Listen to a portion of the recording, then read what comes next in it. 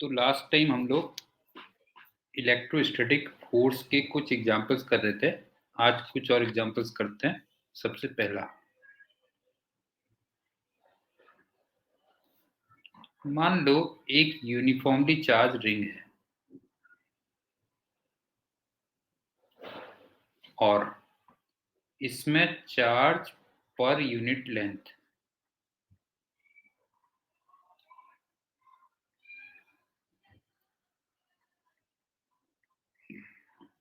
ये सपोज करो लैम्डा दिया हुआ है और इसकी रेडियस आर दे रखी है और यहाँ पे एक छोटा सा कट दिया हुआ है और इसकी लेंथ एक्स दे रखी है और एक्स तुम्हें very very less than capital R दिया हुआ है और इसके बिल्कुल सेंटर पे एक माइनस क्यू चार्ज रखा हुआ है। तो तुम्हें फोर्स ऑन माइनस क्यू निकालना कितना होगा।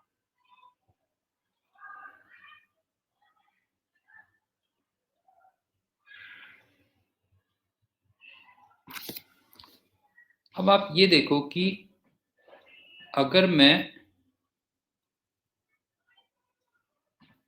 एक छोटा सा पोर्शन ये लेता, इस पे जो चार्ज होता और इसमें जो चार्ज होता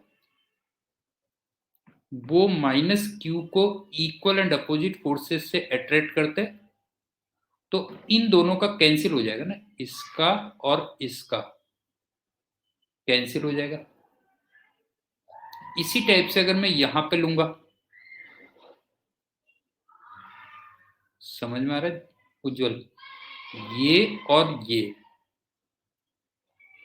ये भी एक दूसरे को कैंसिल कर देंगे,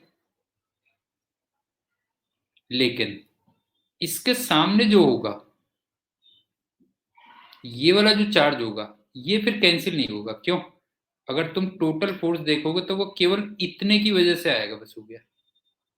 ये कह लो केवल इतने की वजह से आएगा ना, ड्यू टू दिस।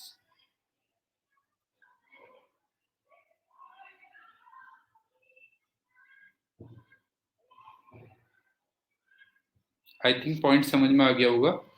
बाकी सारे के सारे कैंसिल हो जाएंगे, केवल उसके सामने जो पोर्शन होगा बस वो कैंसिल नहीं होगा। और बाय द वे इसमें कितना चार्ज होगा, इसमें जो चार्ज होगा मैं स्मॉल क्यू कह दे रहा हूं, इसमें जो चार्ज होगा वो लैम्डा इंटू एक्स के इक्वल हो जाएगा ना। लैम्डा था चार्ज पर यूनिट लेंथ और वो लेंथ से मैंने मल्टीप्लाई कर दिया, एक्स से मल्टीप्लाई कर दिया, तो इसका मतलब केवल इतने की वजह से चार्ज रह जाएगा बस हो गया। ये कह लो। तो कितना होगा वो इधर को आएगा ना, अगर तुम देखोगे तो ये इधर को फोर्स आएगा और ये फोर्स की वैल्यू कितनी हो जाएगी, इस फोर्स की वैल्यू हो जाएगी के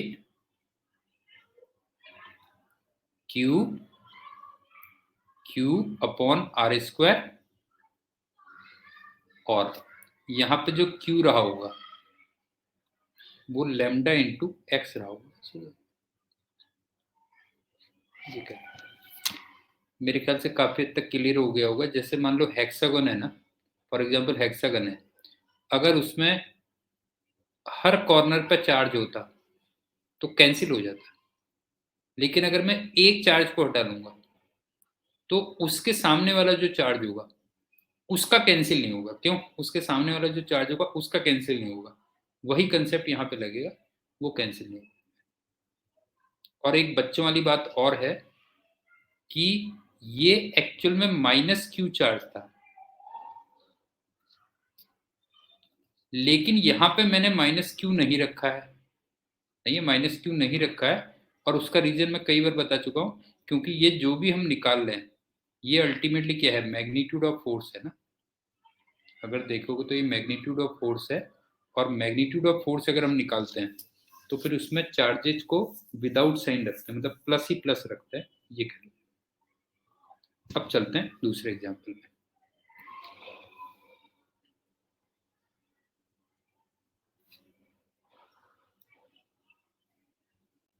ये स्ट्रिंग ऐसे थी,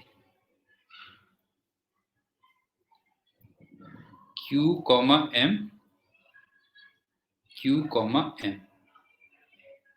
और ये थीटा थीटा एंगल था।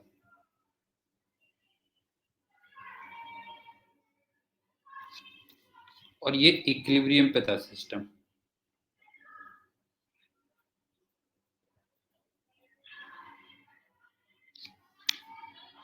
अब तुमसे कहता है कि इस पूरे सिस्टम को तुम एक लिक्विड में इमर्स कर देते हो।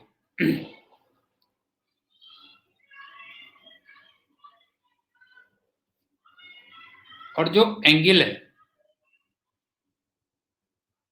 वो अनचेंज रहता है।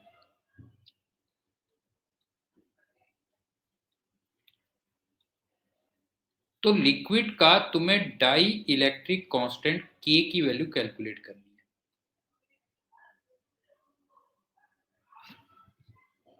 एक बार रिपीट कर दे रहा हूं, सुन लो। इस टाइप से Q कॉमा M दो चार्ज पार्टिकल्स हैं और ये पूरा सिस्टम इक्विलिब्रियम पे है। अब तुम पूरे सिस्टम को एक लिक्विड में इमर्स कर देते हो, लेकिन जो भी एंगल है वो अनचेंज रहता है। तो तुम्हें लिक्विड का डाइलेक्ट्रिक कांस्टेंट K फाइंड करना है। अब मैं सबसे पहले एयर में रख रहा हूं।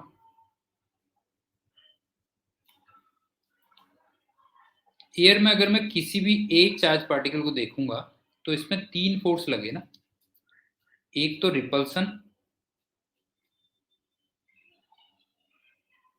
एक टेंशन और एक वेट।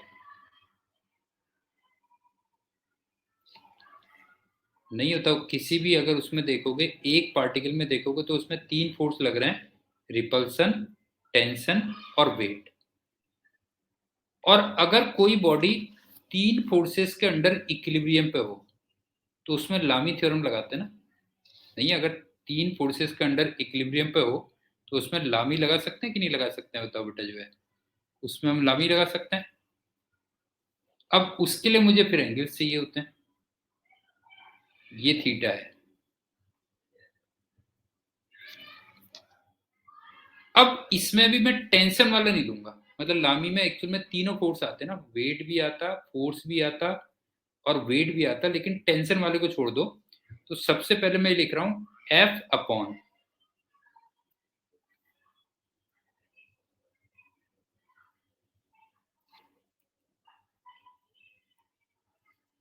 देखना ये ऐसे थे बेटा,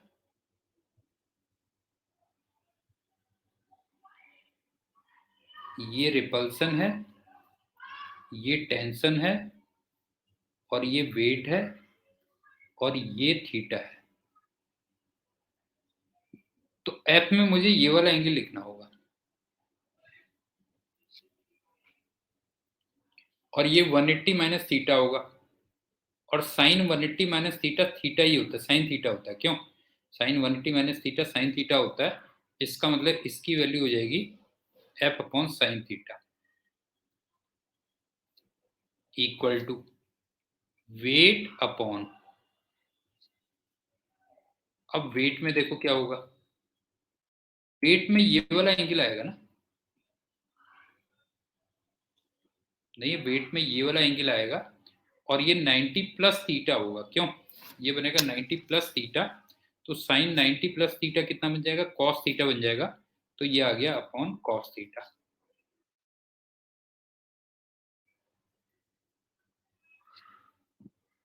अब तुम अगला पॉइंट देखना। जब मैंने लिक्विड में इमर्स किया तो एंगल्स में कोई चेंज नहीं आया, लेकिन जो फोर्स है वो k टाइम्स डिक्रीज कर जाएगा ना। उज्जवल समझ में आ रहा है बेटा जो है? बाकी फिगर बिल्कुल वैसी ही रहेगी, एंगल वेंगल में कोई चेंज नहीं आएगा। जब तुम लिक्विड में इमर्स करोगे तो फोर्स k टाइम्स कम हो जाता है कि नहीं हो जाता, बताओ जो है? k तो फोर्स k टाइम्स कम हो जाएगा और जो वेट होगा वो अपथ्रस्ट के इक्वल कम हो जाएगा। इसका मतलब अब नई इक्वेशन क्या बनेगी बताओ, F upon k upon sine theta equal to weight minus upthrust upon cos theta. ये बताओ ये इक्वेशन समझ में आई या नहीं आई? उज्ज्वल समझ में आ गई बेटा जो है? अब दोनों को डिवाइड कर दो, बस आ गया तुम्हारा आंसर। इसको और इसको डिवाइड कर दो तो एफ और साइन थीटा, एफ और साइन थीटा कैंसिल हो गए, इधर कॉस थीटा कैंसिल हो गया।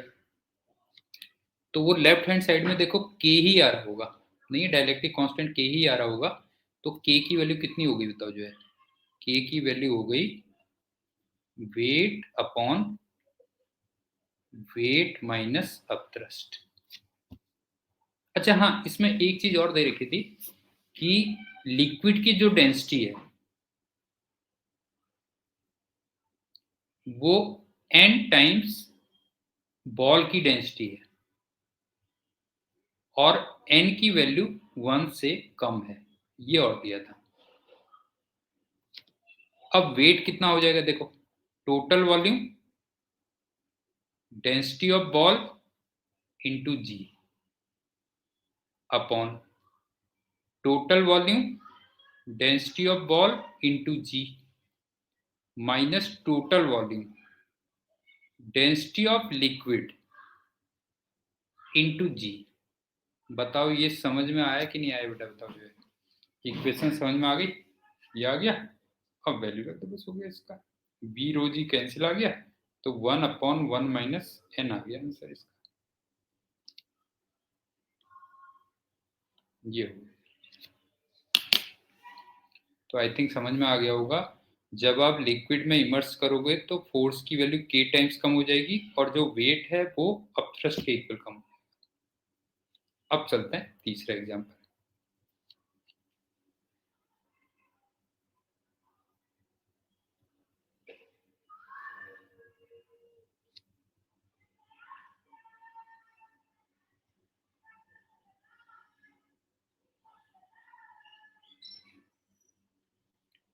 यहाँ पे भी दो बॉल टाइप की हैं और हर किसी में चार्ज Q है और मास M है और दोनों की दोनों बॉल्स इक्विलिब्रियम पे हैं।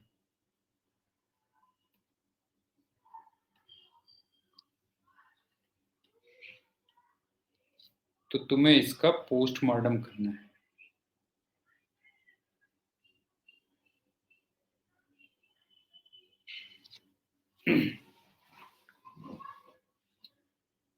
अगर मैं किसी एक बॉल को देखूं तो इस पे एक तो रिपल्सन आएगा। अच्छा स्मूथ सरफेस दे रखी है, ध्यान रखना।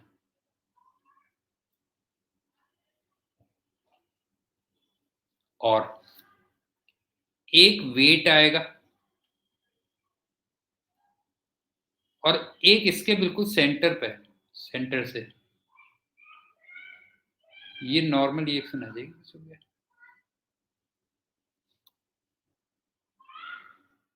आई थिंक समझ में आ गया होगा ना, तीन ही फोर्स तो लगेंगे इसमें, बताओ जो है वेट, रिपल्सन और नॉर्मल रिएक्शन, तीन फोर्स होंगे और अल्टीमेटली इक्विलिब्रियम पे है।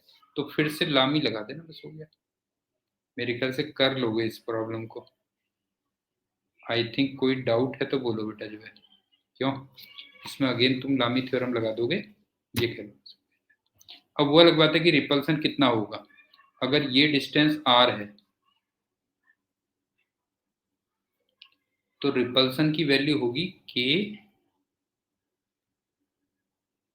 क्यू अपॉन r स्क्वायर, ये हो गया। अब चलते हैं फोर्थ एग्जाम्पल।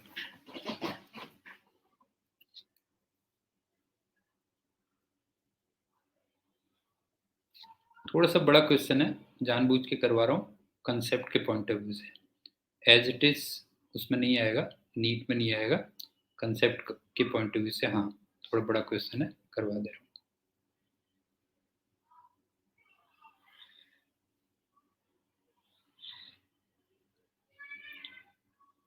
ये 90 डिग्री है, एक रिंग ये है और दूसरी रिंग ये है, स्ट्रिंग से अटैच्ड है, इसकी लेंथ L है, ये 60 डिग्री दिया हुआ है और ये 30 डिग्री दिया हुआ है। इस पे चार्ज Q1 और मास m है, इस पे चार्ज Q2 और मास m है, और दोनों इक्विलिब्रियम पे हैं।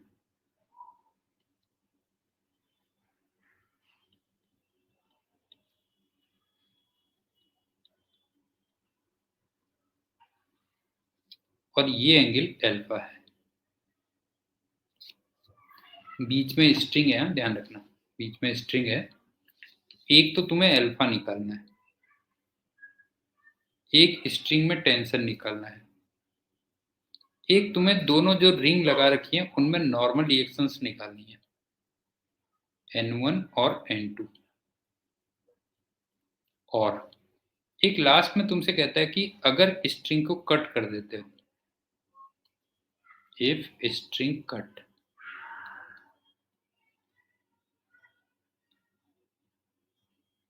तो फिर Q1 और Q2 का प्रोडक्ट कितना होगा,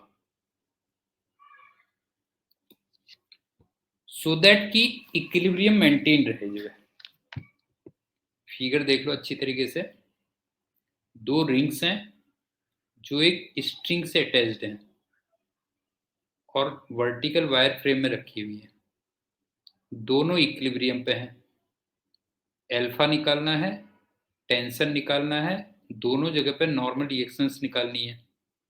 और फिर कहता है कि स्ट्रिंग को कट कर देंगे तो Q1 Q2 का प्रोडक्ट कितना हो, सो दैट कि पूरा सिस्टम इक्विलिब्रियम पे रहे। अब सुनो, किसी भी एक रिंग को अगर मैं देखूंगा तो उसमें 4 फोर्सेस लगेंगे, एक टेंशन, एक वेट,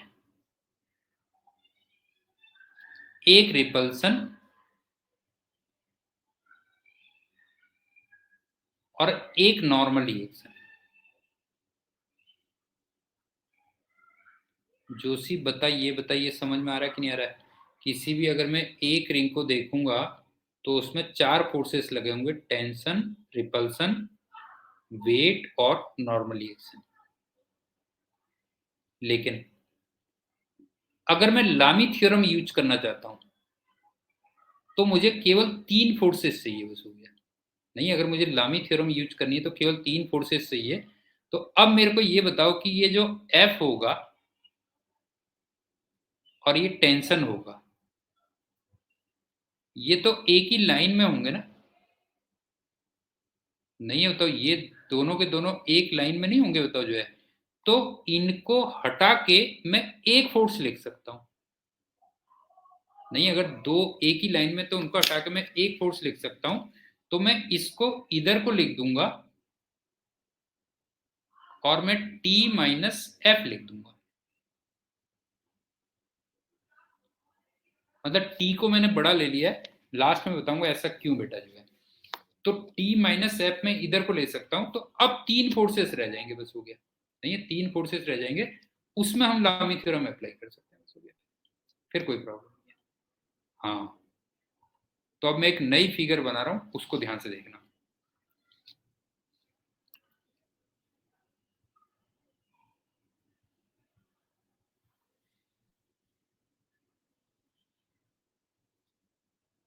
ये ऐसे आ गया और ये इधर को आ गया, ये T माइनस F, ये भी T माइनस F, ये mg, ये भी mg। नॉर्मल रिएक्शन तुम जानते हो कि बिल्कुल सरफेस के परपेंडिकुलर होती है। ये N1 और ये N2।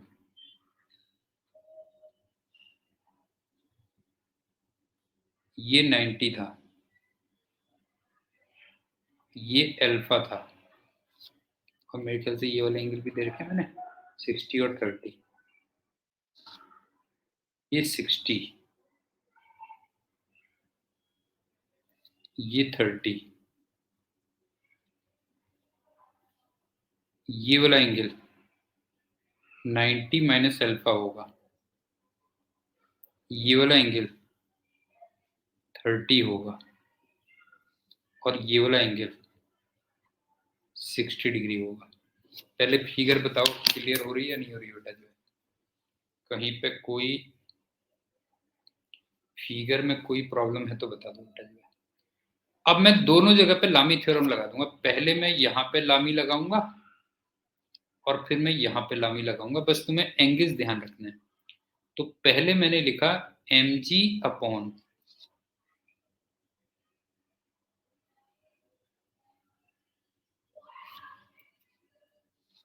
mg के साथ में ये वाला एंगल आएगा ना, देखो ये वाला एंगल आएगा, mg के साथ में ये वाला एंगल आएगा और ये 180 माइनस अल्फा बनेगा, ये एंगल बनेगा 180 माइनस अल्फा। तो sine 180 minus alpha sine alpha ही होगा, इसका मतलब mg अपॉन साइन अल्फा होगा equal to t minus F upon इसके साथ में ये वाला एंगल आएगा, देखो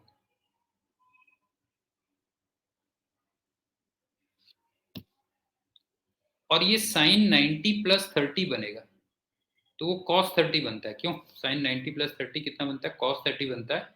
तो ये आ गया cos 30 equal to n1 upon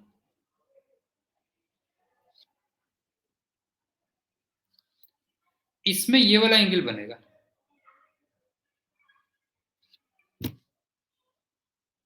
और ये कितना बनेगा देखो, 180 में से 30 भी चला गया और 90 माइनस अल्फा भी चला गया, 180 में से 30 गया और 90 माइनस अल्फा भी गया, तब ये वाला एंगल बचेगा। तो 60 प्लस अल्फा रह जाएगा, I think sine 60 plus alpha. बताओ किसी को डाउट है तो बोलो बेटा। जब इसमें जोशी बता, इसमें कोई डाउट तो नहीं है बेटा? एंगल्स में बता, कोई डाउट तो नहीं है? ये हो गया। अब तुम राइट हैंड साइड वाले में लगा दो।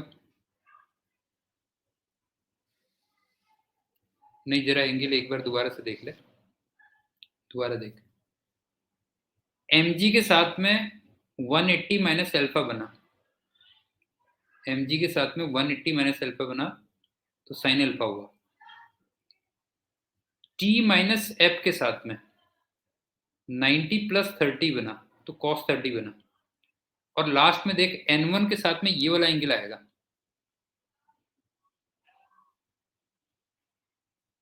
अब ये वाला एंगल क्या होगा? इस लाइन से देखना, इस लाइन से बेटा जो है, इस लाइन से एक तो 30 माइनस हो जाएगा और एक ये 90 माइनस अल्फा भी माइनस हो जाएगा। तो जरा उसको माइनस करके देख कितना हो रहा है बेटा जो है। मतलब ऐसे समझ लेना, 30 प्लस 90 माइनस अल्फा प्लस ये एंगल 180 बनेगा। अब जरा देख, अब जरा देख, बता समझ में आया कि नहीं आया? 30 degree plus 90 minus alpha plus वाला एंगल वो 180 बनेगा, तो कितना आएगा बेटा जो है? ये आएगा। अब राइट हैंड साइड वाले में लगा दो, उसी ऑर्डर में लगाना, mg अपॉन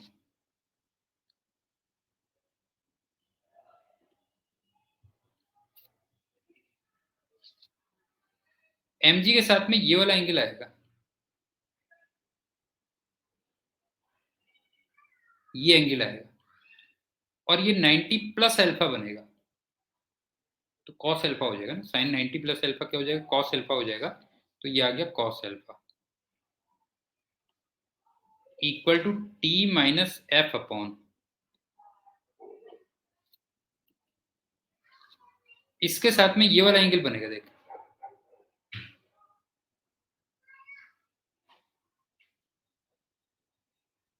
और ये 90 प्लस 60 बनेगा, cos 60 बनेगा। क्यों cos 60 बनेगा? तो ये आ गया cos 60 equal to n2 upon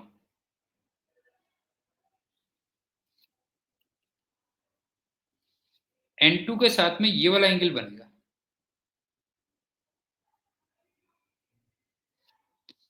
तो 180 में से 60 भी जाएगा और अल्फा भी जाएगा, नहीं है, 180 में से 60 और अल्फा दोनों जाएंगे, तो मेरे ख्याल से ये बनेगा साइन 120 माइनस अल्फा बनेगा, साइन 120 माइनस अल्फा। बता कोई प्रॉब्लम है इसमें? इसमें बता बेटा कोई प्रॉब्लम तो नहीं है सारे एंगल्स में?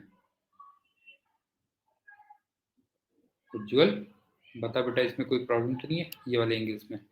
बस अब सिंपल हो गया। नहीं, वो तो किसी एंगल पे ये देखने रहे, ये अल्फा दिया हुआ है, ये अल्फा दिया हुआ है ना बेटा जो है। नहीं नहीं, वो ऐसे कुछ नहीं, ये अल्फा दिया तो है, ये अल्फा दिया हुआ है ना, ये कह लीजिए, वो नहीं है। फिगर देख ले, ओरिजिनल फिगर भी देख ले, ये थी, ऐसा कुछ नहीं होता इस टाइप से। अब सुन, अब दोनों को डिवाइड कर दो, बस हो गया, इसको और इसको डिवाइड कर दो, तो देखो mg से mg cancel, t minus F से t माइनस एफ कैंसिल, तो जो लेफ्ट हैंड साइड में रह गया वो cos alpha upon sine alpha रह गया, लेफ्ट हैंड साइड में रह गया cos alpha upon sine alpha, तो वो cot अल्फा आ गया, क्यों? लेफ्ट हैंड साइड में आ गया cot अल्फा, वो कितना हो गया? cos 60 अपॉन cos 30, नहीं cos 60 अपॉन cos 30, तो cos 60 हो गया हाफ और cos 60 हो गया √3/2, तो ये 1/√3, तो यहां से जो अल्फा की वैल्यू आ गई वो 60 डिग्री आ गई, बस हो गया। और अल्फा की एक बार वैल्यू निकली तो बाकी वैल्यूज फिर अपने आप निकलती चली जाएंगी। यहां तक बता दे, कोई भी प्रॉब्लम है तो बोल बेटा, यहां तक अगर कोई भी प्रॉब्लम है तो बता दे बेटा जी, अब देख कैसे निकलती चली जाएंगी। इसको और इसको अगर मैं ले लूं, अल्फा हमने कितना निकाल दिया था?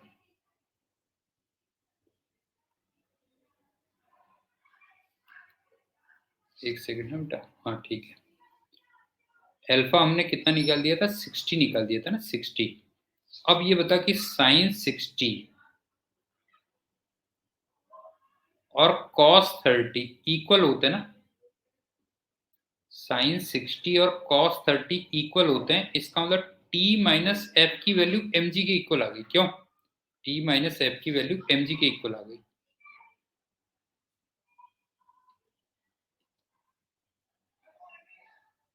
तो यहां से टेंशन कितनी आ गई? रिपल्सन प्लस mg, और रिपल्सन कितना होगा? k q1 q2 upon string की जो लेंथ है उसका स्क्वायर प्लस mg आ गया, ये टेंशन आ गई।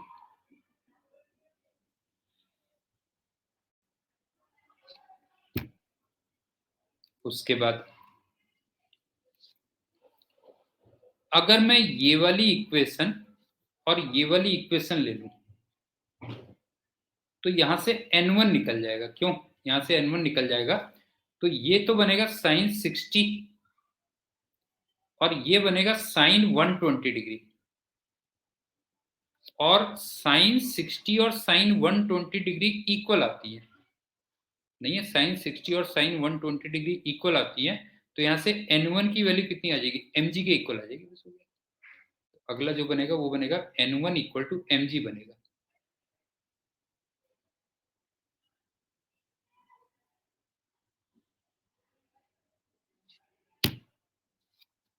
अब अगर मैं ये वाली इक्वेशन और ये वाली इक्वेशन ले लूं, ये दोनों इक्वेशन ले लूं, तो यहां से n2 निकल के आएगा, वो कितना देखो, ये बना cos 60 और ये बना sin 60, क्यों? cos 60 अपॉन साइन, ये यहां पे आएगा sin 60, तो n2 की जो वैल्यू आएगी, sin 60 उधर चला जाएगा बेटा, ध्यान रखना, तो जो N2 की वैल्यू आएगी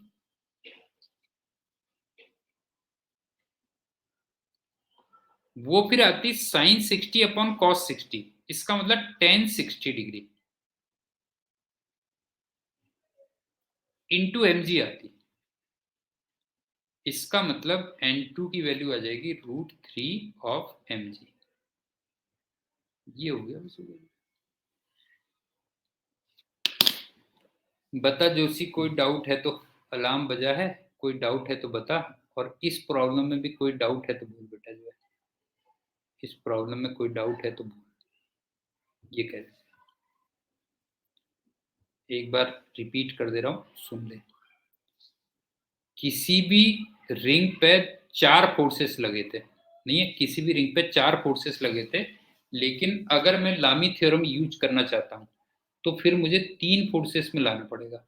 और उसके लिए मैंने क्या कर दिया था कि मैंने टी और एफ को एक फोर्स बना दिया था, बिकॉज वो एक ही लाइन में थे बेटा, जो है नहीं है, एक ही लाइन में थे, तो उनको मिला के मैंने एक फोर्स बना दिया था और उसमें टी को बढ़ा लिया था।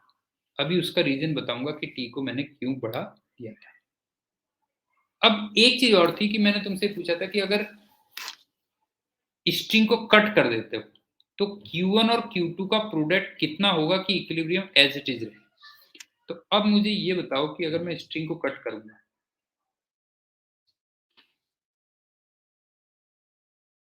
अगर मैं स्ट्रिंग को कट कर दूं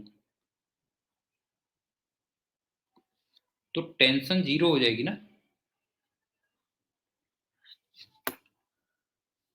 और टेंशन का देखो हमने ये एक्सप्रेशन निकाला है, तो जरा देखना टेंशन को अगर मैं 0 रखूंगा तो Q1 Q2 की वैल्यू कितनी निकल के आ रही है बेटा, जो देखो टेंशन को अगर मैं 0 रखूंगा तो Q1 Q2 की वैल्यू कितनी आ रही है, -mg L² अपॉन के आ रही है, नहीं है, -mg L² अपॉन के इक्वल आ रही है। तो उस केस में जो Q1 Q2 का प्रोडक्ट होगा वो -mg L² अपॉन के इक्वल होगी। और यहाँ पे जो k है वो 1 अपॉन 4 पाई एप्सिलॉन नॉट होगा। अब इस क्वेश्चन में 2 कंसेप्ट नोट कर लेते हैं, वो देखो क्या है।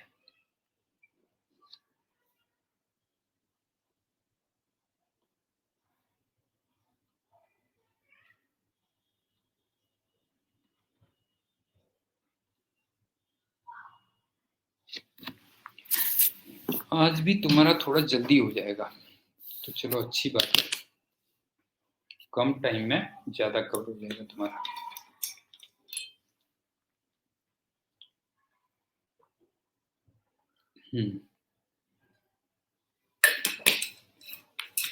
पहला एक क्वेश्चन यही था ना कि मैंने टेंशन को एफ से ज्यादा क्यों लिया था।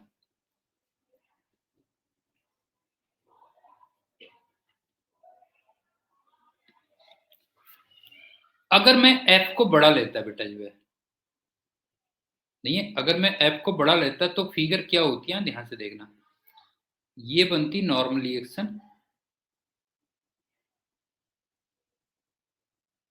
ये होता mg,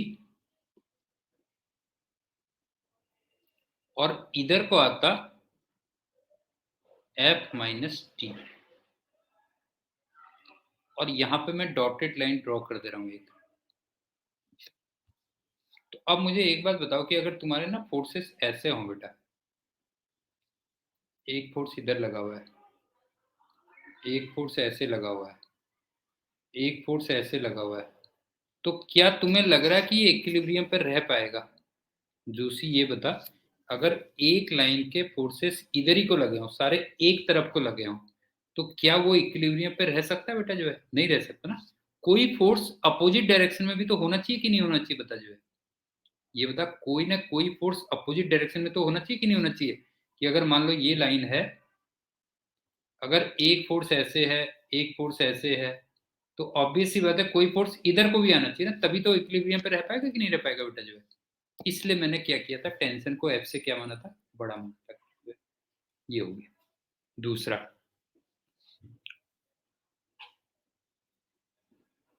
जब स्ट्रिंग कट की थी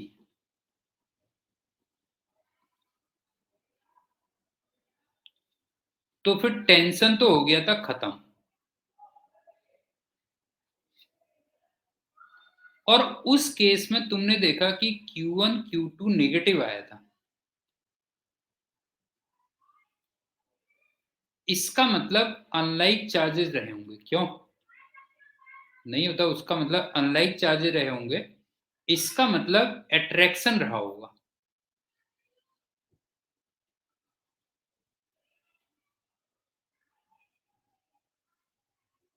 और सही पूछते तो मुझे अट्रैक्शन ही चाहिए भी जो है।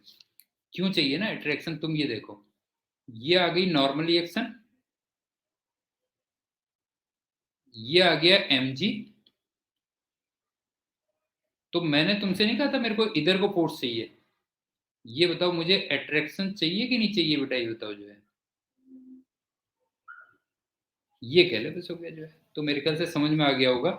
दूसरा वाला पॉइंट भी लॉजिकल लग रहा होगा कि जब आपने स्ट्रिंग को कट कर दिया तो टेंशन तो रही नहीं, तो इसका मतलब मुझे अट्रैक्शन ही चाहिए जो है। और अट्रैक्शन तभी होगा जब अनलाइक फोर्सेस होंगे, चार्जेज होंगे। इसका मतलब Q1 और Q2 का प्रोडक्ट क्या होगा, नेगेटिव आएगा।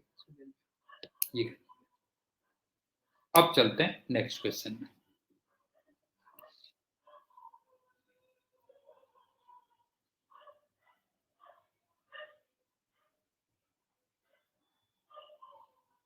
शुरू में था, शुरू में था, हाँ समझ में आ गया, शुरू में था बेटा जो है, शुरू में था। लेकिन जब कट कर दिया तो फिर Q1 Q2 का प्रोडक्ट, हाँ समझा नहीं, वो तो कह रहा है ना चेंज नहीं हुआ, वो ये कह रहा है कि Q1 Q2 अब क्या होना चाहिए, तुझसे ये कह रहा है कि अब Q1 Q2 क्या होना चाहिए, ये पूछ रहा है जो है। हाँ हाँ हाँ, समझ गया ना, हाइपोथेटिकली पूछ रहा है कि अब क्या होना चाहिए, Q1 Q2 का प्रोडक्ट क्या होना चाहिए, ये पूछ रहा है। ये कर, अब चलते हैं नेक्स्ट क्वेश्चन में।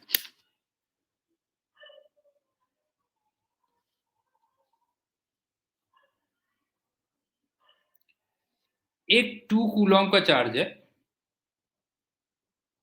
इसको तूने 3 मीटर 4 मीटर पे रखा हुआ है, और एक मान लो -3 कूलॉम का चार्ज है, इसको मान लो 6 मीटर 0 मीटर पे रखा हुआ है, और तुझे इस पे फोर्स निकालना है।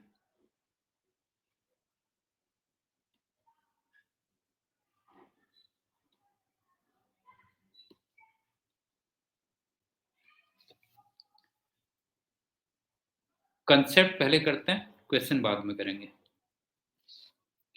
मैंने तुमको ये बोला था कि जो फोर्स है ये एक वेक्टर क्वांटिटी है, और वेक्टर को लिखने के दो तरीके होते हैं। एक में तुम मैग्नीट्यूड दे दो और डायरेक्शन दे दो। यहां पे मैंने मैग्नीट्यूड के लिए बताया था K Q1 Q2 upon R² दे देना। और डायरेक्शन के लिए मैंने तुमसे कहा था या तो देख लेना कि लाइक चार्जेज हैं या अनलाइक चार्जेज हैं। लाइक चार्जेस अट्रैक्ट करेंगे और unlike, sorry, like charges repel करेंगे और अनलाइक चार्जेस अट्रैक्ट करेंगे।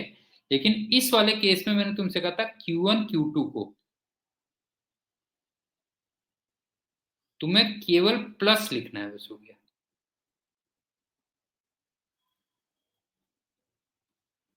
याद है ना, ये बताया था कि नहीं बताया था बेटा, इसमें जो है कि इसमें तुम्हें Q1 Q2 को केवल क्या लिखना है, प्लस लिखना है, बिकॉज दैट इज मैग्नीट्यूड। दूसरा तरीका मैंने तुम्हें क्या बताया था, दूसरा तरीका मैंने तुम्हें बताया था पूरा आई कैप जे कैप के कैप में लिख देना, आई कैप जे कैप के कैप में लिख देना।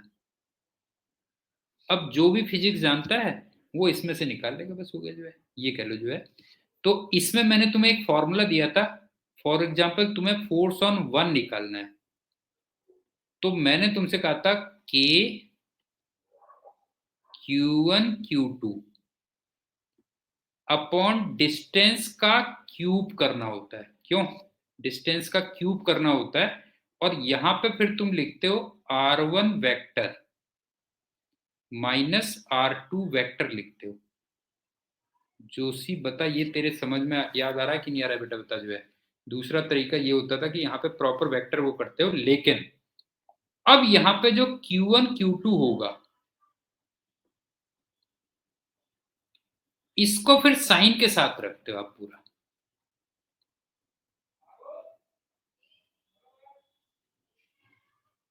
दोनों में डिफरेंस समझना, पहले वाले में साइन नहीं रखते बेटा जो है, लेकिन इस वाले में पूरा प्रॉपर तुम साइन रखोगे, ये ध्यान रखना जो है। तो यहाँ पे मैं ये दूसरी वाली मेथड करूंगा। जैसे फॉर एग्जांपल मेरे को इस पे निकालना है,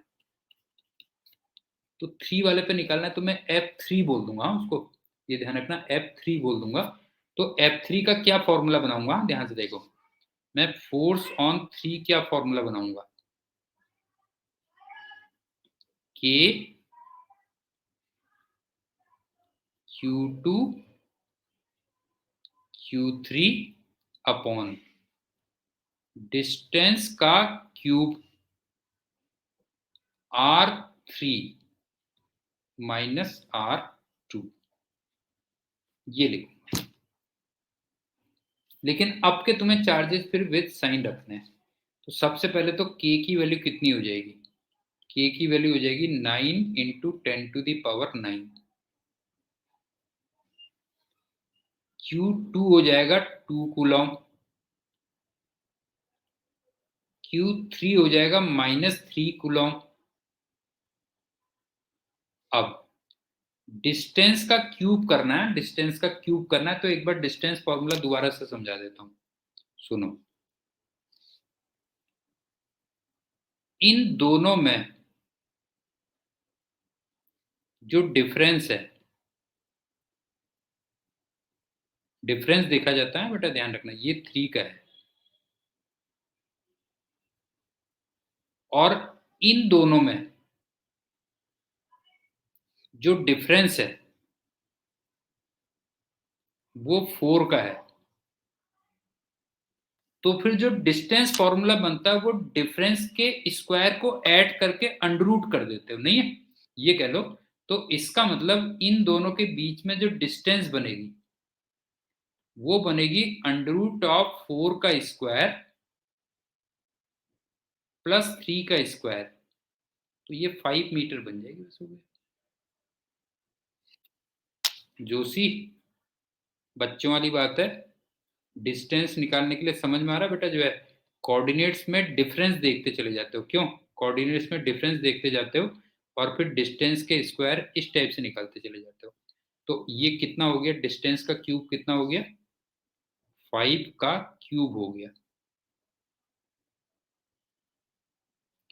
अब लास्ट में आ जाओ, ये वाला वेक्टर कितना होगा? R3 माइनस R2 करना है। इसका मतलब 3 में से 2 के कोऑर्डिनेट्स माइनस करने होंगे, नहीं है? 3 में से 2 के कोऑर्डिनेट्स माइनस करने होंगे, और उसके आगे तुम्हें आई कैप, जे कैप और के कैप लगाना होगा। तो जरा देखो, 3 में से 2 के कोऑर्डिनेट माइनस करोगे तो 6 - 3, 3 आई कैप, 0 -4 जे कैप। तो ये आ जाएगा 3 आई कैप -4 जे कैप, ये आ गया।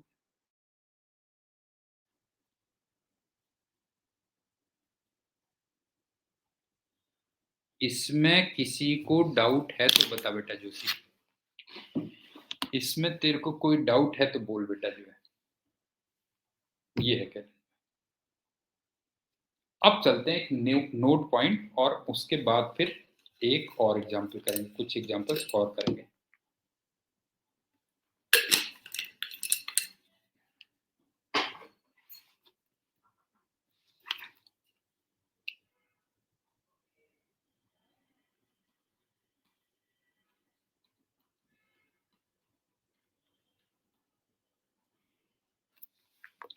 अभी तक जो हम फॉर्मूला पढ़ रहे हैं ना, F = K Q1 Q2 upon R square. ये लेकिन मैग्नीट्यूड है, ध्यान रखना बेटा, और इसमें केवल वैल्यूज लिखनी है तुम्हें, मतलब प्लस में लिखना है। तो ये जो फॉर्मूला है ना, ये एक्चुअल में केवल 2 पॉइंट चार्जेस के लिए होता है, ध्यान रखना, फॉर 2 पॉइंट चार्जेस।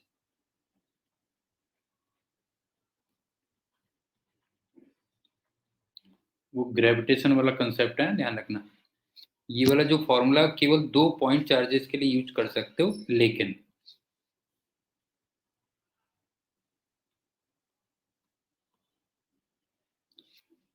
अगर दोनों स्फेरिकल बॉडी हो तो भी कर सकते हो।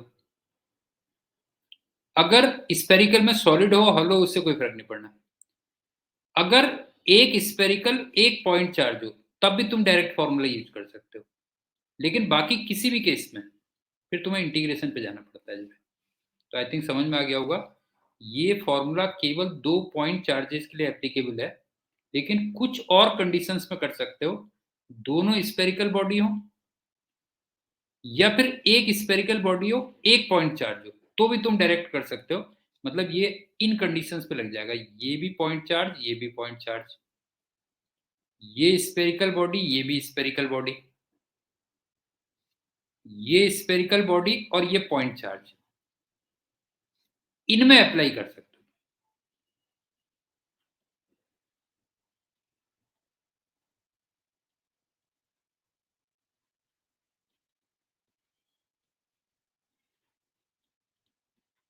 Direct formula.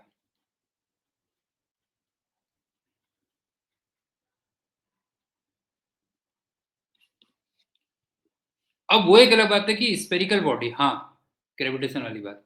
अब वो एक अलग बात है, स्फेरिकल बॉडी सॉलिड हो हॉलो, उससे कोई फर्क नहीं पड़ना। बाकी कोई भी केस अगर तुम करोगे, रेस्ट अगर तुम कोई भी केस करोगे, तो तुम्हें इंटीग्रेशन पे जाना पड़ता है बेटा। ये क्या लेवल्स हो गए।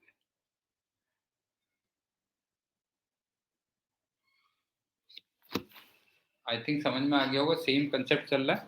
तो अब कुछ एग्जांपल्स इंटीग्रेशन के और कर लेते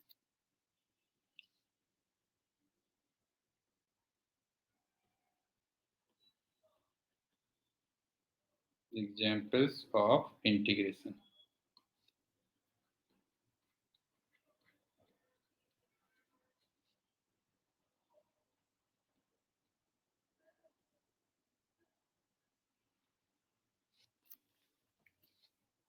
पहला, ये एक रॉड है,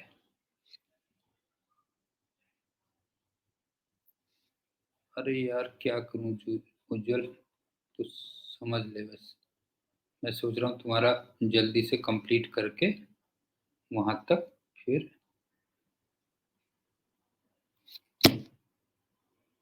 हम्म, तो सुन, इस पे क्यू चार्ज है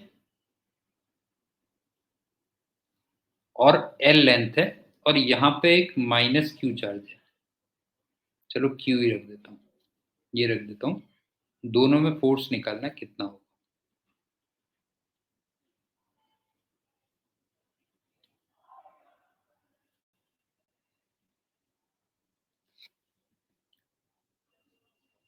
एक्चुअल में एक तो मैंने कहा ना, अभी सिस्टम थोड़ा सा मेरा जो है, वो सिस्टम बहुत मेरे अभी पसंद का नहीं हुआ है जो है। एक बार सिस्टम थोड़ा सा वो हो जाए।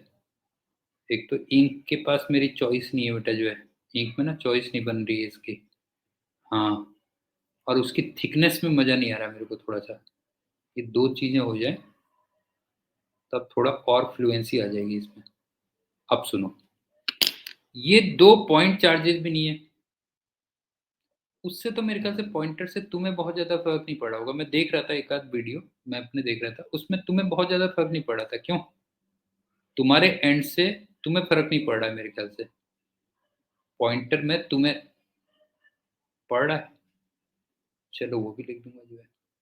अच्छा, वो सीधे लिखा हुआ आ जाता है ना, कई बार लिखा हुआ आ जाता है ना तुम्हें जो है। देखता हूँ, चलो रख देता हूँ। अब सुनो, ये 2 पॉइंट चार्जेस नहीं है,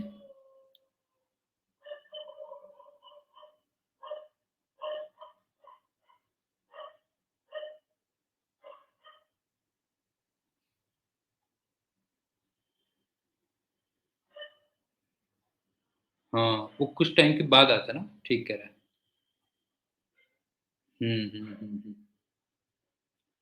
करता हूँ, उनको कंप्लेंट करता हूँ, लेकिन वही तू जानता है ना, लोग बाग तो सभी जगह एक जैसा ही चलता है, तू जानता ही है बेटा। लेकिन इतना बड़ा सिस्टम बनाना एक्चुअल में कहता हूँ ना, इंडिविजुअल के बस का काम नहीं होता।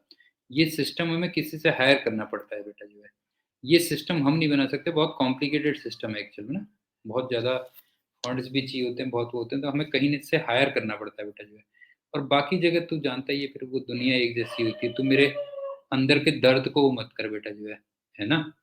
अंदर के दर्द को मत कर। जैसे मेरा तो होता है ना, मेरे को अगर कोई चीज़ आई तो मैं टक से कर देता हूँ ना, बस मेरे दिमाग में आई तो हो गया, बस वो काम समझ ले कि हो गया मतलब जो है ना? हाँ, लेकिन वो लोग तो फिर ऐसे ही चलते हैं, क्या बताएँ। अब मत कर, तू मेरी बात मत कर बेटा जी। तो सुन, ये 2 पॉइंट चार्जेज़ नहीं है, 2 स्फेरिकल बॉडी नहीं है, और 1 स्फेरिकल बॉडी और 1 पॉइंट चार्ज नहीं है। इसका मतलब डायरेक्ट फ़ॉर्मूला तो नहीं लगा सकते। आपको अल्टीमेटली इंटीग्रेशन पे जाना पड़ेगा। तो इसमें हम इंटीग्रेशन पे कैसे जाते थे? कि यहाँ से x डिस्टेंस पे जाते थे और एक dx की स्ट्रिप लेते थे।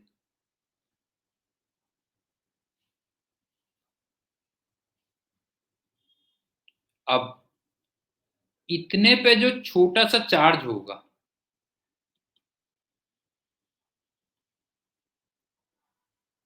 उसमें मैं यूनिटरी मेथड लगाऊँगा, ध्यान रखना बेटा जो है। Q upon L into dx लगाऊँगा।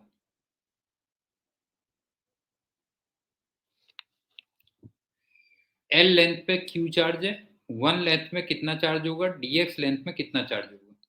ये हो गया? अब इसको तो मैं एक पॉइंट चार्ज मान सकता हूँ। नहीं होता, इसको तो मैं एक पॉइंट चार्ज एज्यूम कर सकता हूँ ना। अब ये बता, ये भी पॉइंट चार्ज है और ये भी पॉइंट चार्ज है, तो अब तो मैं फॉर्मूला अप्लाई कर सकता हूँ। नहीं है, अब दोनों के दोनों पॉइंट चार्ज हो गए बेटा जो है। तो अब तो हम फॉर्मूला अप्लाई कर सकते हैं कि नहीं कर सकते बता जो है। तो इसका मतलब इन दो पॉइंट चार्जेस में कितना फोर्स होगा, छोटा सा फोर्स कितना होगा, के Q D Q upon x square. और यहाँ पे जो डी क्यू था, वो बाय द वे था Q upon L into D x. अब इसको इंटीग्रेशन का काम मैं तुम्हें छोड़ दे रहा हूँ, वो तुम कर ही लोगे मेरे ख्याल से। इसको इंटीग्रेट कर देना तो टोटल फोर्स बन जाएगा।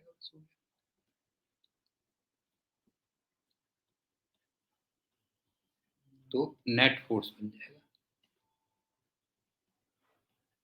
लिमिट्स थोड़ा बता देता हूँ। आप एक चीज देखो कि x तुमने वेरिएबल लिया था ना, नहीं बताओ, x वेरिएबल लिया था, तो x की लिमिट्स आएंगी, पहली बात तो ये होंगी, x की लिमिट्स आएंगी। अब तुम्हें पूरी रॉड कवर करनी है, नहीं है, तब तुम्हारा आंसर आएगा। तो इसका मतलब x यहां से स्टार्ट होगा और यहां तक जाएगा। नहीं बताओ, x यहां से स्टार्ट होकर यहां तक जाएगा, तो x की वैल्यू कितनी होगी देख। यहाँ पे x की वैल्यू होगी l के इक्वल। अच्छा, ये भी l ही दिया था, ध्यान रखना, ये वाली साइड भी l दे रखी थी, ये भी l दिया था। तो x की वैल्यू l से स्टार्ट होगी, और जब ये दूसरे एंड पे पहुंचेगा तो x की वैल्यू कितनी होगी, 2l के इक्वल होगी। इसका मतलब लिमिट्स में जो x की वैल्यू रखेगा वो क्या रखेगा, x इक्वल टू l से x इक्वल टू 2l, ये हो जाएगा। आई थिंक मेरे ख्याल से क्लियर हो गया होगा कि अगर दो पॉइंट चार्जेज हैं, दो स्पेरिकल बॉडी हैं, स्पेरिकल में सॉलिड हो हॉलो उससे कोई फर्क नहीं पड़ता, एक स्पेरिकल बॉडी है, दूसरा पॉइंट चार्ज है, तो डायरेक्ट फॉर्मूला यूज करोगे। अदरवाइज बाकी किसी भी केस में तुम्हें क्या करना होगा, इंटीग्रेशन। एक और एग्जांपल देखो।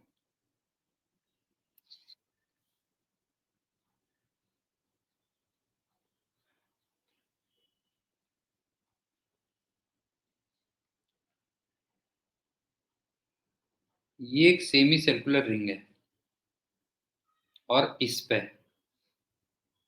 चार्ज पर यूनिट लेंथ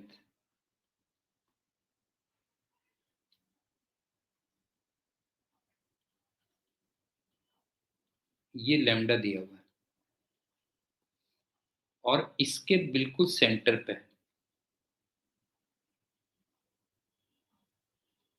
एक माइनस क्यू चार्ज दिया हुआ है। तो तुम्हें फोर्स ऑन माइनस क्यू निकालना कितना होगा।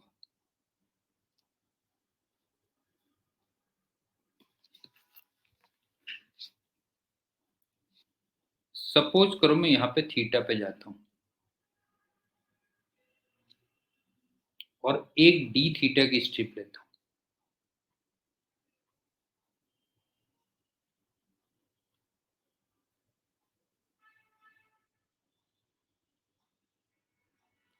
सबसे पहले तो मैं इसमें निकालता हूँ कि चार्ज कितना रहा होगा।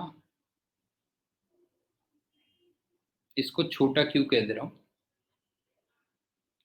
ये बताओ, लैम्डा था चार्ज पर यूनिट लेंथ और इतने पोर्शन की जो लेंथ रही होगी वो आर डी थीटा रही होगी ना।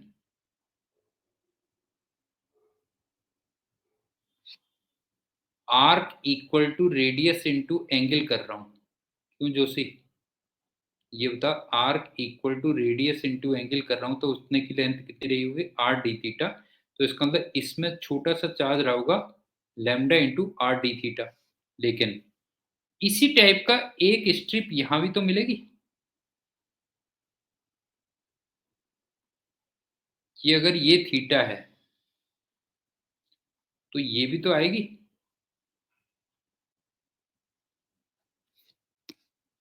नहीं है, उसी टाइप का एक चार्ज यहां भी आएगा। अब एक नई फिगर बना देता हूं।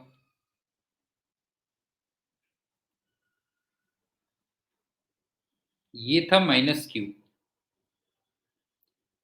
तो इसका मतलब एक डीएफ इधर को आएगा और एक डीएफ इधर को आएगा।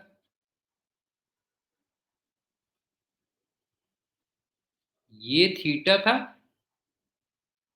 और ये भी थीटा था। अब तुम्हें लग रहा है कि डीएफ के कॉस थीटा कंपोनेंट कैंसिल हो जाएंगे, क्यों। डीएफ के कॉस थीटा कंपोनेंट कैंसिल हो जाएंगे और डीएफ के साइन थीटा कंपोनेंट इधर को ऐड होके नेट फोर्स बनाएंगे।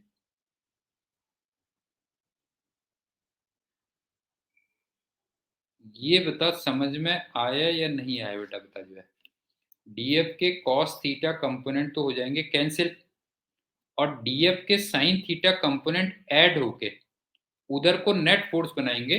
इसका मतलब नेट कितना आएगा, नेट आएगा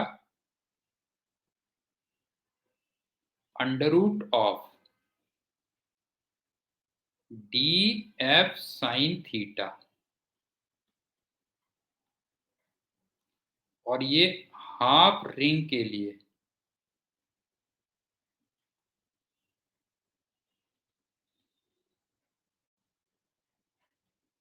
डीएफ के साइन थीटा कंपोनेंट्स को तुम क्या कर दोगे, ऐड कर दोगे, बस हो गया। नहीं है, डीएफ के साइन थीटा कंपोनेंट को क्या कर दोगे, ऐड कर दोगे। अब जब तुम हाफ रिंग के लिए कर रहे हो तो थीटा की लिमिट्स क्या होंगी बेटा जो है। थीटा की लिमिट्स होंगी 0 डिग्री से 180 डिग्री होंगी बस। नहीं, अगर तुम्हें हाफ रिंग के लिए करना है तो थीटा की लिमिट्स क्या होंगी, 0 डिग्री से 180 डिग्री होंगी। और इसमें ये जो डीएफ था,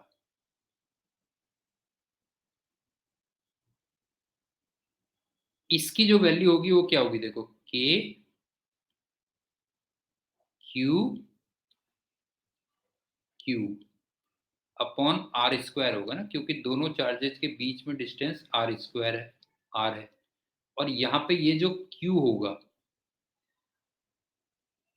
ये कितना निकाला था हमने, ये निकाला था lambda into R D theta.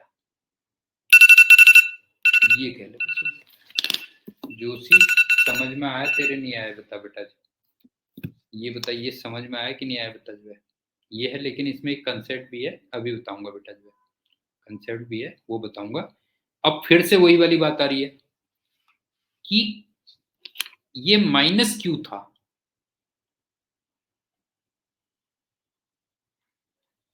लेकिन यहाँ पे मैंने माइनस क्यों नहीं लिखा? नहीं, ये माइनस क्यों था, लेकिन यहाँ पे माइनस क्यों नहीं लिखा? बिकॉज़ यहाँ पे मैं किसकी बात कर रहा हूँ बेटा जो है, यहाँ पे मैं मैग्नीट्यूड की बात कर रहा हूँ, तो कन्फ्यूज़ मत होना तुम लोग। समझ गए ना? कन्फ्यूज़ मत होना। ये देख लेना कि कहाँ पे हम वेक्टर फॉर्म में लिख रहे हैं और कहाँ पे हम सिर्फ़ मैग्नीट्यूड की बात कर रहे हैं। अब यहाँ पे देखो कांसेप्ट क्या है, वो सुनो। चल आज तेरे को एक जीके की बात बता दूँगा, ब्रेक में। काफ़ी दिन से जीके नहीं हुई ना।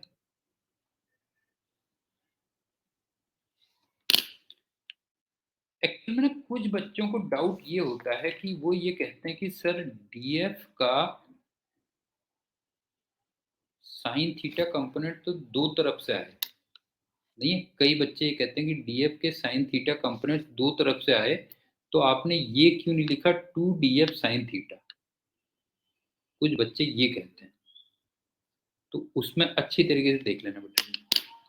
मैं क्या बोल रहा हूँ ध्यान से देखना। मैं कह रहा हूँ कि डीएफ के साइन थीटा कंपोनेंट, सारे साइन थीटा कंपोनेंट्स को ऐड कर दो पूरी रिंग के लिए।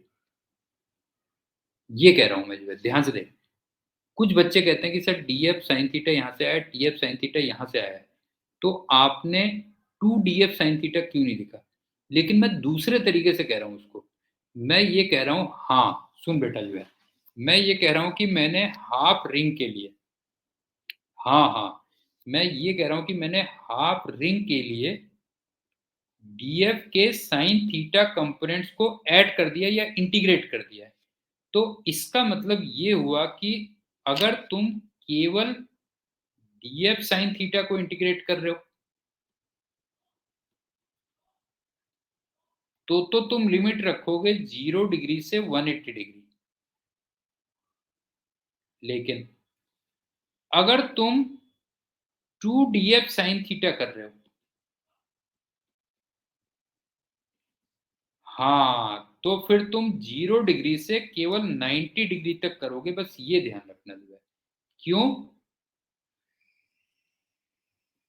क्योंकि अगर तुमने यहां से यहां तक इंटीग्रेट किया, तो इसको कवर करने के लिए तुम्हें डबल करना पड़ेगा।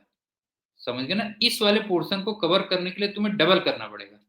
और अगर तुमने यहां से यहां तक पूरा इंटीग्रेट कर दिया, यहां से यहां तक पूरा इंटीग्रेट कर दिया, तो फिर थोड़ी डबल करोगे तुम जो है। नहीं, फिर थोड़ी डबल करोगे। तो ये अच्छी तरीके से समझ लेना बेटा जो है, कि अगर तुम यहां से लेके यहां तक इंटीग्रेट कर रहे हो, तो फिर ये वाले पोर्शन को लेने के लिए तुम्हें डबल करना पड़ेगा। लेकिन अगर तुमने यहां से लेके यहां तक ही इंटीग्रेट कर दिया, फिर थोड़ी डबल करोगे तुम जो है। समझ में आ गया? ये है बेटा। तो एक चलो जीके की बात बता देता हूँ तुम्हें। काफी दिन से जीके नहीं हुई।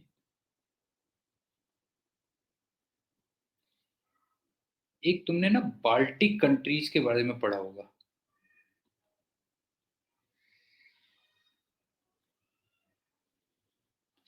एक्चुअल में 3 कंट्रीज हैं ये। एस्टोनिया, लिथुआनिया, एक और है, कोई याद नहीं आ रहा। बाल्टिक सी है एक्चुअल में। बाल्टिक सी, उसके नजदीक उससे टच करते हुए 3 कंट्रीज हैं, बाल्टिक कंट्रीज। तो उसमें एक लिथुआनिया, लिथुवेनिया है ना, स्पेलिंग मेरे को थोड़ा सा हो रही होगी। लिथुवेनिया कुछ ऐसे है, स्पेलिंग देख लेना तुम।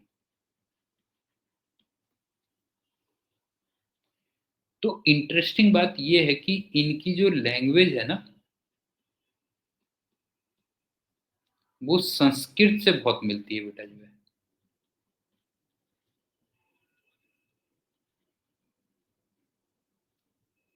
हाँ, इसको गूगल करके देखना तुम जो है कभी। इसको गूगल करके देखना। तो ये कह लो आज की जीके ये है तुम्हारी। अब चलते हैं अगले क्वेश्चन में।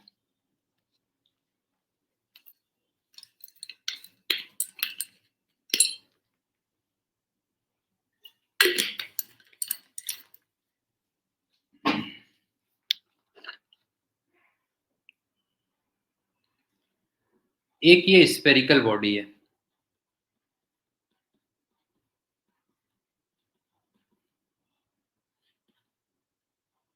Q, R,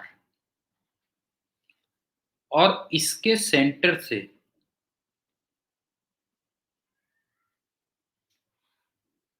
√3R की डिस्टेंस पे रखी है।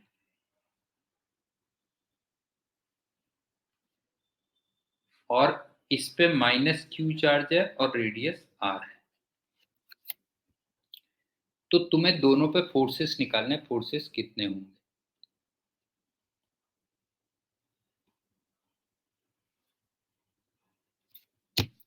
फिर से उसी कंसेप्ट पे जाऊंगा। न तो ये दो स्पेरिकल बॉडीज हैं, न ये दो पॉइंट चार्जेस हैं, और नहीं ये एक स्पेरिकल बॉडी और एक पॉइंट चार्ज है। तो इसका मतलब तुम्हें अल्टीमेटली इंटीग्रेशन पे तो जाना ही पड़ेगा, नहीं है, इंटीग्रेशन पे जाना पड़ेगा। अब जरा देखते हैं इसमें इंटीग्रेशन कैसे करेंगे। पहले तो थोड़ा एंगल्स देख लेते हैं। हाँ कोई बात नहीं बेटा जी, पहले एंगल्स देख लेते हैं। बाय बेटा। ये R है,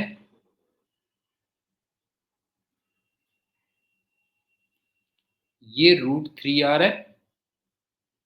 तो पाइथागोरस अगर हम लगाएंगे तो ये वैल्यू 2R आ जाएगी।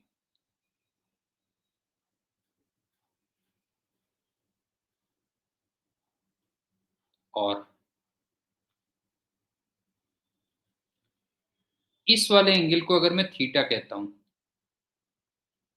तो फिर ये वाला एंगल भी थीटा होगा।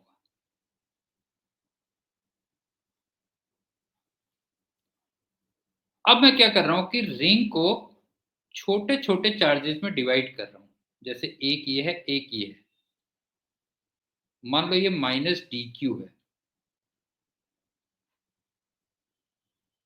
तो इसी टाइप से एक q ये भी होगा। अब आप ये देखो कि ये -dq, ये तो, और ये एक स्फेरिकल बॉडी हो गई। तो अब मैं फॉर्मूला अप्लाई कर सकता हूं। मैंने रिंग को छोटे छोटे चार्जेस में डिवाइड किया, तो -dq, और इधर एक स्फीयर हो गया। तो अब मैं फॉर्मूला अप्लाई कर सकता हूं, कोई प्रॉब्लम नहीं है। फॉर एग्जाम्पल अगर मैं इसको देखूंगा, तो इस पे dF फोर्स इधर आएगा, और अगर मैं इसको देखूंगा तो इसमें भी dF फोर्स इधर को आएगा।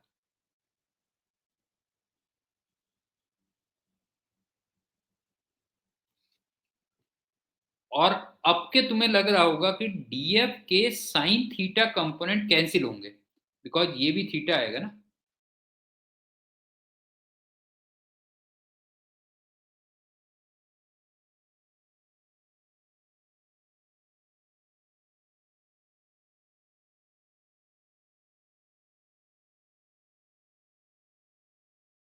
डिस्कनेक्ट हो गया था, एक बार दोबारा से बना दे रहा हूं फिगर।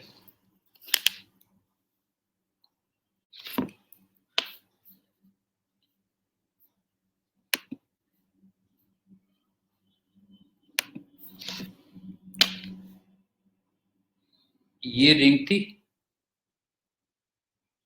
अरे अब तो इसकी थिकनेस बढ़िया हो गई,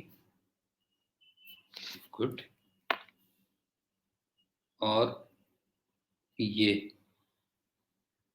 अब तो बड़ी बढ़िया थिकनेस आ गई इसकी।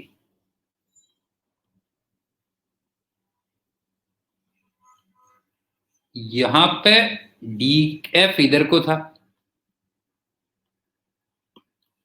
और यहां पे dF इधर को था, और ये थीटा था, और ये भी थीटा था। ये -dq था, और ये भी -dq था। तो मैंने तुमसे कहा कि dF के साइन थीटा कंपोनेंट तो हो जाएंगे कैंसिल, और डीएफ के कॉस थीटा कंपोनेंट ऐड होके नेट फोर्स इधर को बनेगा।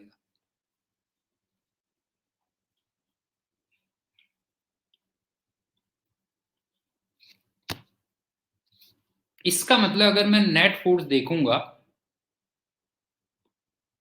अब तो इसकी थिकनेस बहुत बढ़िया आ गई, ये आ जाएगी इंटीग्रेशन डीएफ कॉस थीटा, और इसको मैं लिख देता हूं फॉर होल रिंग।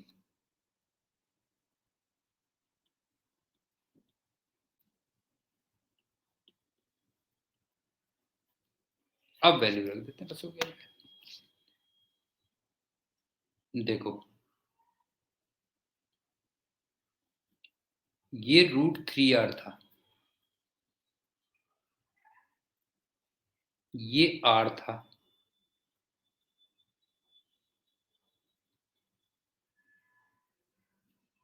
और ये 2r था,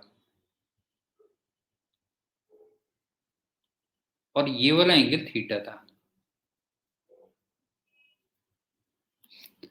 तो आप ये देखो, आपको कॉस थीटा दिख रहा होगा, √3/2 दिख रहा होगा ना। कॉस थीटा अगर देखोगे तो कॉस थीटा की जो वैल्यू आ रही है वो आ रही है √3r/2r। इसका मतलब √3/2 आ रही है। एक तो ये आ गई।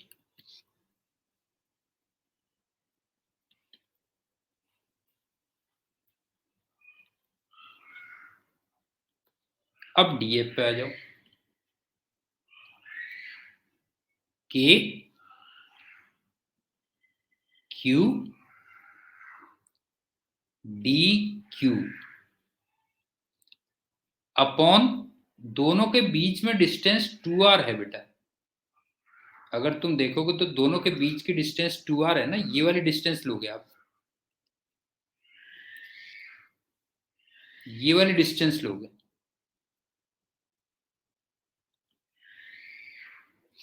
2r का स्क्वायर ये आ गया। और अगेन फिर से वही कंसेप्ट आ रहा है कि रिंग पे मैंने चार्ज नेगेटिव दिया, लेकिन मैंने यहां पे नेगेटिव नहीं लिया है बिकॉज मैं मैग्नीट्यूड ऑफ द फोर्स की बात कर रहा हूं। और एक लास्ट पॉइंट, इस पे जो इंटीग्रेट होगा वो केवल ये होगा।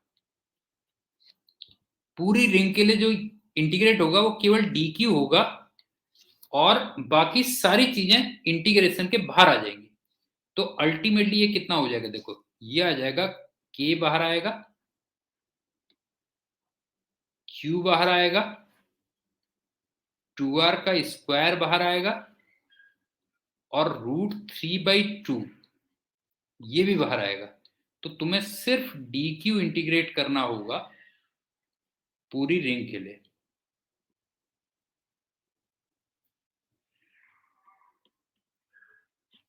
और जब तुम पूरी रिंग के लिए इसको इंटीग्रेट करोगे तो अल्टीमेटली ये क्यू आ जाएगा, ये रखना। लेकिन अगेन तुम्हें यहाँ पे -q नहीं रखना है, ध्यान रखना बेटा जो है, this is not equal to -q, क्योंकि यहाँ पे हम सिर्फ फोर्स का क्या कर रहे हैं बेटा जो है, फोर्स का मैग्नीट्यूड रखना है। तो ये ध्यान रखना। बीच में इसमें थोड़ा सा डिस्टर्ब हो गया था, तो उसको एक बार जस्ट मैं फिगर बना दे रहा हूँ। जैसे ये था, ये था, इसमें देखो ये था √3r, और ये था r। तो फिर ये वाली डिस्टेंस हमने ली थी 2r, और ये जो एंगल निकल के आया था ये थीटा निकल के आया था, तो ये भी थीटा निकल के आया था, ये तुम्हें याद होगा। यहाँ पे -dq था, और यहाँ भी -dq था। ये फिगर थी, इसको देख लेना। और यहाँ पे मैंने df इधर लिया था, और यहाँ पे df इधर आया था,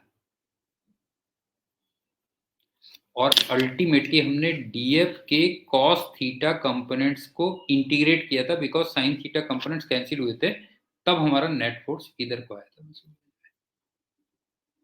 ये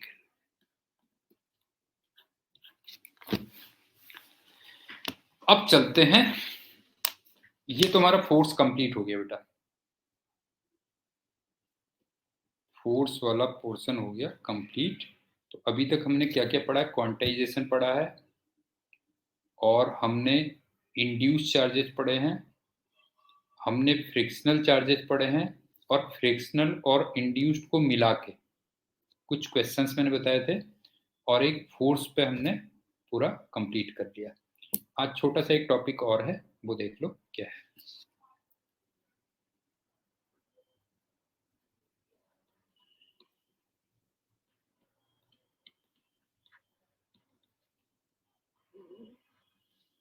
पहला,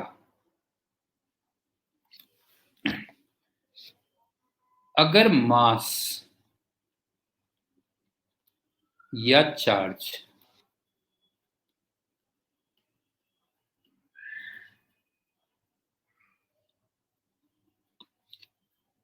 रॉड पे डिस्ट्रीब्यूटेड है, मान लो जैसे अभी हमने कुछ देर पहले किया था, मास या चार्ज रॉड पे डिस्ट्रीब्यूटेड है, तो वहां पे हम लोग एक वर्ड लाते हैं, मास पर यूनिट लेंथ,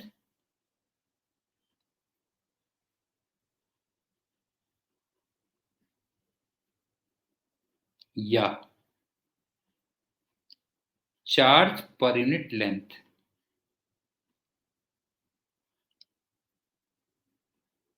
ये वर्ड लाते हैं ना हम लोग, नहीं ये बताओ कि अगर मास या चार्ज रॉड पे डिस्ट्रीब्यूटेड है तो हम वर्ड लाते हैं मास पर यूनिट लेंथ या फिर चार्ज पर यूनिट लेंथ, और इसको मान लो लैम्डा कह देता हूं मैं।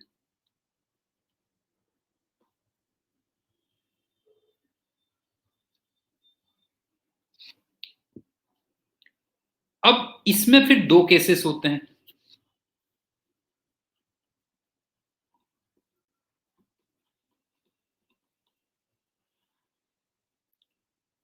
अगर रॉड यूनिफॉर्म है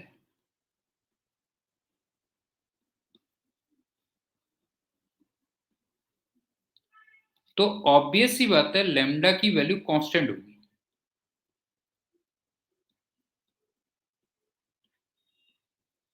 और अगर मुझे मास निकालना है तो मैं सीधे सीधे लैम्डा इंटू एल कर दूंगा, बस हो गया। लेकिन इसी टाइप से चार्ज हो जाएगा, इसी टाइप से मान लो मुझे चार्ज निकालना है तो मैं लैम्डा इंटू एल कर दूंगा। लेकिन अगर रॉड नॉन यूनिफॉर्म,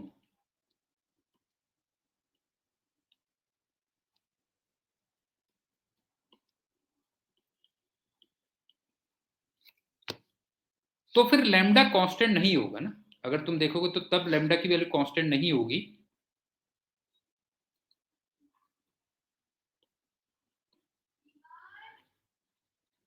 तो उस केस में जो मास होगा वो कुछ हम ऐसा नहीं करते कि छोटा सा मास किसी जनरल पॉइंट एक्स पे निकालते हैं पहले। नहीं, ये छोटा सा मास किसी जनरल पॉइंट एक्स पे निकालते हैं और उसको इंटीग्रेट करते हैं। और ये छोटा सा मास किसी पॉइंट एक्स पे कैसे निकालते हैं बेटा, जो है ये हम निकालते हैं लेमडा की वैल्यू एक्स पे इंटू डी एक्स, इस टाइप से करते हैं बस। आई थिंक समझ में आ गया होगा कि मास या चार्ज अगर रॉड में डिस्ट्रीब्यूटेड हो तो वहां पे एक वर्ड आता है मास पर यूनिट लेंथ या फिर चार्ज पर यूनिट लेंथ, जिसको नॉर्मली हम लेमडा से दिखाते हैं। अब फर्दर फिर दो केसेस होते हैं कि अगर रॉड यूनिफॉर्म है तो फिर लेमडा की वैल्यू कांस्टेंट होगी, तो फिर हम सीधे निकाल देंगे मास या charge equal to lambda into L कर देंगे। और अगर रॉड नॉन यूनिफॉर्म है तो फिर लेमडा वेरी करेगी, तो फिर हम इसको इंटीग्रेशन से निकालते हैं। ये कैलकुलेट है। अब दूसरा पॉइंट क्या होता है,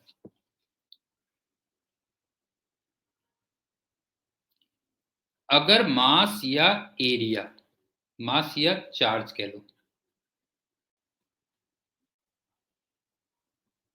एरिया में डिस्ट्रीब्यूटेड हो मान लो, मतलब एक 2D बॉडी है, ध्यान रखना, ये कहने का मतलब है एक 2D बॉडी है। तो यहां पे हम लोग वर्ड क्या लाते हैं, यहां पे हम लोग लाते हैं वर्ड मास पर यूनिट एरिया या चार्ज पर यूनिट एरिया।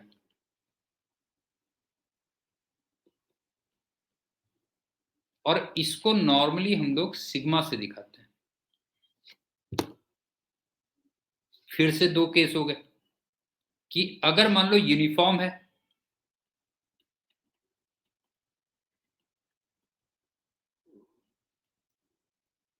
तो फिर सिग्मा की वैल्यू कांस्टेंट होगी और मास को मैं सीधे सीधे क्या कर दूंगा, सिग्मा इंटू एरिया कर दूंगा। और अगर नॉन यूनिफॉर्म हो तो फिर सिग्मा कांस्टेंट नहीं होगा,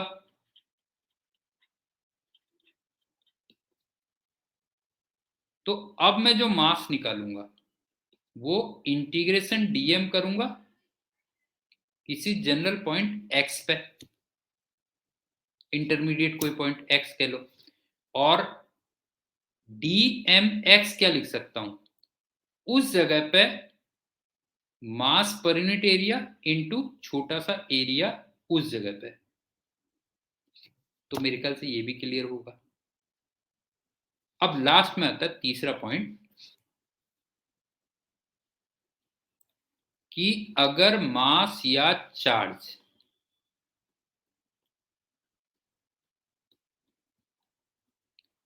वॉल्यूम में डिस्ट्रीब्यूटेड हो,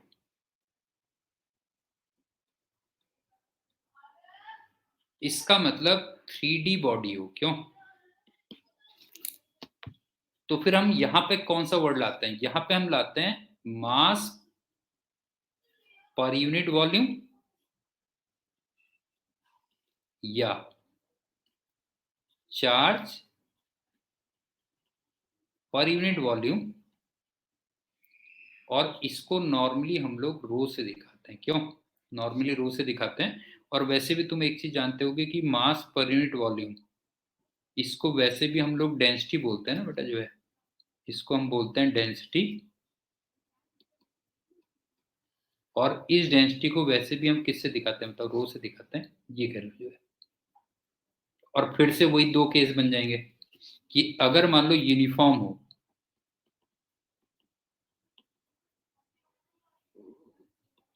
तो फिर जो मास होगा वो तो सीधे सीधे रो इंटू वॉल्यूम हो जाएगा। और अगर नॉन यूनिफॉर्म हो तो फिर मास को तुम कुछ उसी टाइप से करोगे, इंटरमीडिएट पोजीशन में छोटा सा मास निकालोगे। और इसको कैसे करोगे, डेंसिटी उस जगह पे इंटू छोटा सा वॉल्यूम उस जगह पे, ये कह लो बस हो जाएगा। तो पूरी फिजिक्स में हम ये तीन कंसेप्ट भी बहुत रिपीट करेंगे। अगर मास या चार्ज लेंथ में डिस्ट्रीब्यूटेड हो तो हम वर्ड यूज करेंगे मास पर यूनिट लेंथ या चार्ज पर यूनिट लेंथ, और उसको नॉर्मली हम लोग लैम्डा से दिखाएंगे। उसमें फर्दर फिर दो केस आ जाएंगे, यूनिफॉर्म या फिर नॉन यूनिफॉर्म। अगर टू डायमेंशनल बॉडी हो तो फिर एरिया में डिस्ट्रीब्यूशन होगा, तो वहां पे फिर मास या चार्ज पर यूनिट एरिया आ जाएगा जिसको हम सिग्मा से दिखाएंगे। और अगर थ्री डायमेंशनल बॉडी हो तो फिर मास या चार्ज पर यूनिट वॉल्यूम हो जाएगा जिसको हम नॉर्मली रो से दिखाते हैं। और उसमें फर्दर फिर दो केस हो जाएंगे, यूनिफॉर्म या फिर नॉन यूनिफॉर्म। एक एग्जाम्पल करवा देता हूं, उससे थोड़ा और क्लियर हो जाएगा।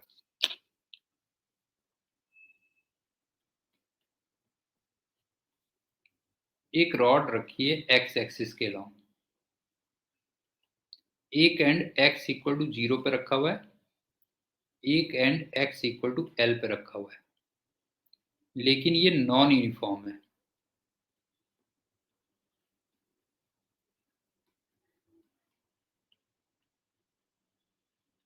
इसका मतलब इसके लैम्डा की वैल्यू कांस्टेंट नहीं है।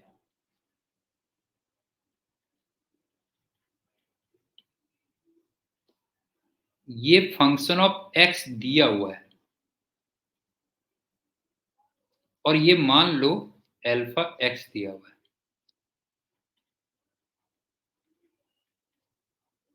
तो तुम्हें टोटल मास निकालना है, बस हो गया।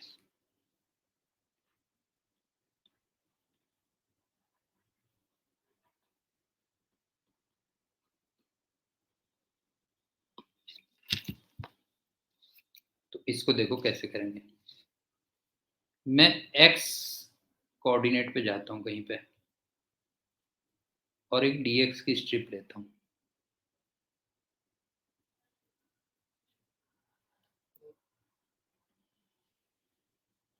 तो इतने पोर्शन का जो छोटा सा मास होगा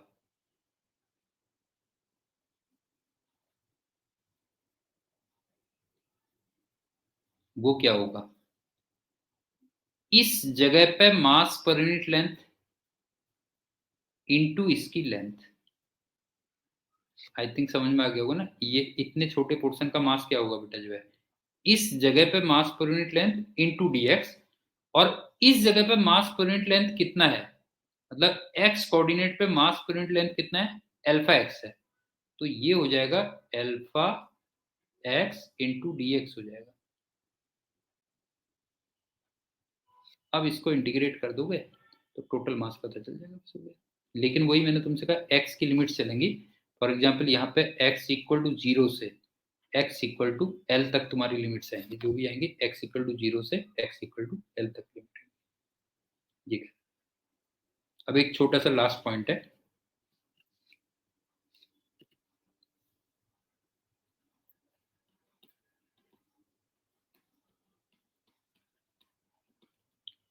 एक हमने ये वाला क्वेश्चन किया था ना, ये एक रॉड थी बेटा,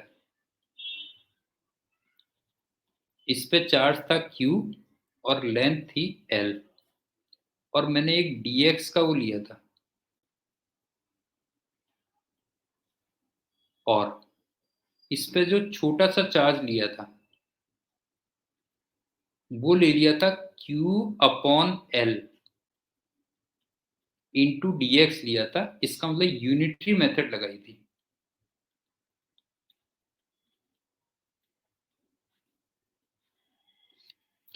तो छोटा सा पॉइंट ये है कि ये जो यूनिटरी मेथड आप लगाते हो ना, वो केवल तभी लगाते हो जब यूनिफॉर्म डिस्ट्रीब्यूशन हो, अदरवाइज तुम नहीं लगा सकते। ध्यान रखना, यूनिटरी मेथड आप तभी लगा सकते हो जब यूनिफॉर्म डिस्ट्रीब्यूशन हो। मतलब ये है कि ये जो Q चार्ज है ये L लेंथ में जब यूनिफॉर्मली डिस्ट्रीब्यूट होगा तभी आप यूनिटरी मेथड लगा सकते हो। अगर नॉन यूनिफॉर्म डिस्ट्रीब्यूशन होगा तो फिर आप नहीं लगा सकते। तो ये लास्ट वाला पॉइंट अच्छी तरीके से याद रखना कि कुछ केसेस में जो मास होता है या चार्ज होता है वो लेंथ में डिस्ट्रीब्यूटेड होता है, कुछ केसेस में मास या चार्ज एरिया में डिस्ट्रीब्यूटेड होता है, और कुछ केसेस में मास या चार्ज वॉल्यूम में डिस्ट्रीब्यूटेड होता है। उसके बाद फर्दर फिर दो केसेस होते हैं, यूनिफॉर्म डिस्ट्रीब्यूशन या फिर नॉन यूनिफॉर्म डिस्ट्रीब्यूशन। और मैंने तुमसे कहा कि जो यूनिटरी मेथड हम अप्लाई करते हैं वो केवल तभी अप्लाई कर पाएंगे जब डिस्ट्रीब्यूशन क्या हो, यूनिफॉर्म हो। ये ध्यान। बाकी चलो नेक्स्ट टाइम पकड़ते हैं। Okay, bye and thank you.